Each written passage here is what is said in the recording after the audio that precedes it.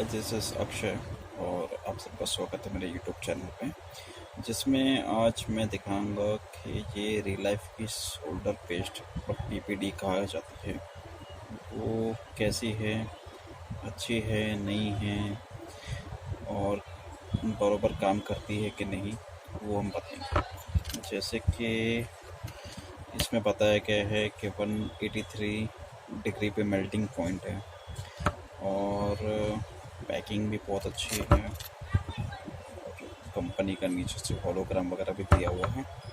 सो लग तो बहुत अच्छी रही है, देखते हैं इसको यूज़ करके पता चलेगा।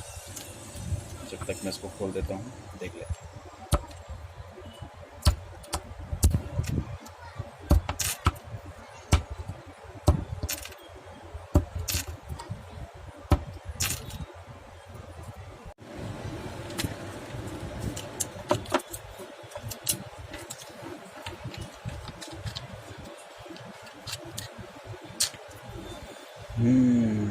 है तो क्वालिटी अच्छी दिख तो रहा है, पता नहीं यूज़ करके ही पता चलेगा।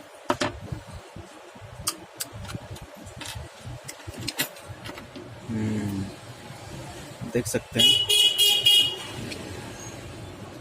अंदर है, काफ़ी थिक लग रही है और यूज़ करके पता चलेगा किस तरह से है।